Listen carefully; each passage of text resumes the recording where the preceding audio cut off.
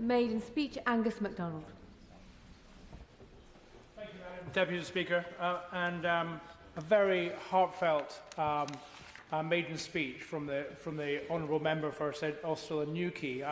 Cornwall and the Highlands of Scotland share our westerly reaches and our Celtic background. Now, I'm very proud to have been elected to serve the people of the West Highlands and Inverness in this Parliament. Following the Electoral Commission's mistaken decision to cut the number of Highland constituencies from three to two, I've to a large extent replaced both former MPs Ian Blackford and Drew Henry, who represented Roscoe and Lochaber, and Inverness, Nairn, Bennis and Strathbay to the best of their ability. To say this constituency is geographically challenging would be an understatement. It takes 4 hours to drive from east to west and from north to south. Now, the Highlands of Scotland are bountiful in their beauty, from the miles of sandy beaches in Gairloch and Lochaber, the mountains of Ben Nevis, the Skye Cuillins, Torridon, and the castles of Urquhart and Loch Ness and Eilean in West Ross. Our oak trees and Scots pine trees are bent over as a result of the prevailing westerly wind. We have beautiful lochs and large and powerful rivers around every bend in the road.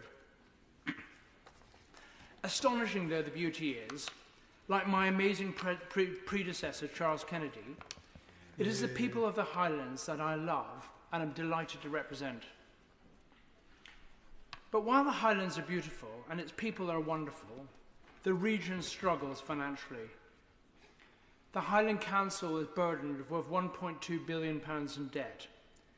Inverness population has increased rapidly, but the 3.5-hour road from the Highland capital to Scotland's capital isn't dualled and isn't safe.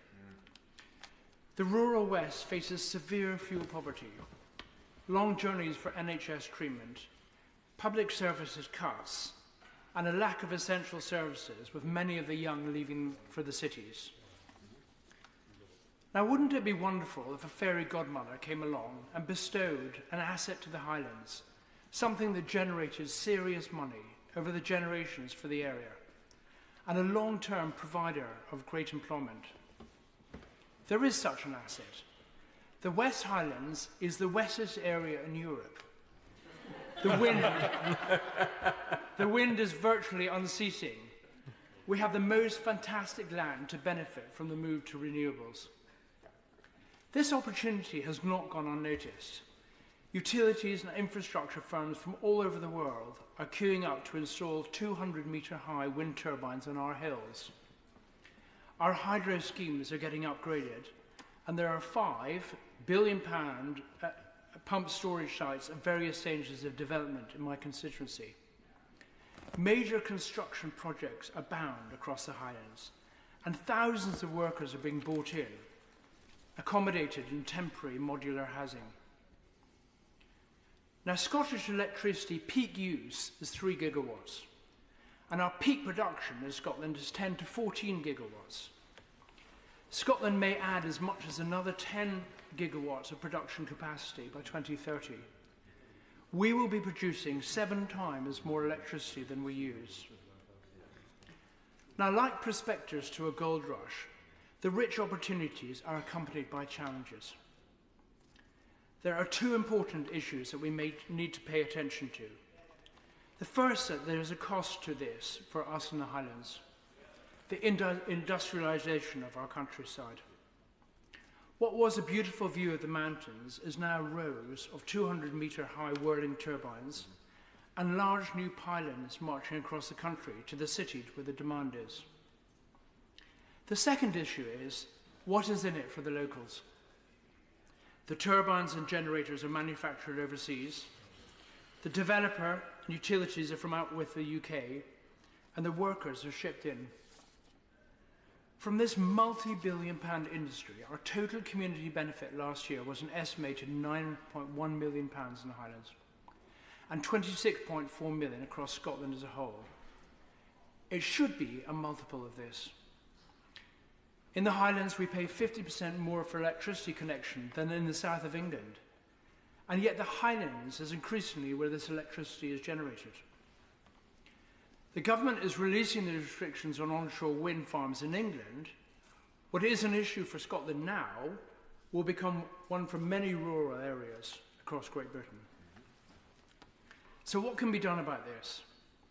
I propose that 5% of revenue from all newly consented renewable energy generated both onshore and offshore to be paid to community benefit funds. Yeah. For onshore projects, 2/3 of this to the affected council ward and 1/3 to a council infrastructure fund. For offshore projects, all of the 5% of gross revenue to go to the council infrastructure funds. For existing renewable projects over 1 megawatt, they should pay 2% as per the split already outlined. For transmission lines and substations, the Irish have an excellent community benefit plan that we can learn from. Now, I'd like the Energy Minister to listen to this rather than do his emails. The Norwegians handled the revenue from the North Sea oil boom well, and their sovereign wealth fund is now valued at $1.7 trillion. Britain saved nothing. We are in a real danger of repeating this mistake with the renewables bonanza. Can I close my address by saying there is considerable disadvantage for the people of rural Britain taking on the downsides of hosting our move from a carbon-based economy to a renewable electric alternative. It is only fair that we make this beneficial to the affected people. It is great the Great British Energy Bill will be further strengthened to include enabling community energy. I think that is really important. And finally, Inverness is the centre of onshore and offshore wind, the existing hydropower industry, and the massive pump storage projects. I'm glad that GB Energy is going to be headquartered in Scotland, and believe Inverness would be the right place for it. Irrespective, one of the first jobs should be to look at my proposals and ensure that the benefits of Scotland's renewables can be properly shared, because this is an opportunity that we cannot afford to miss. Yeah.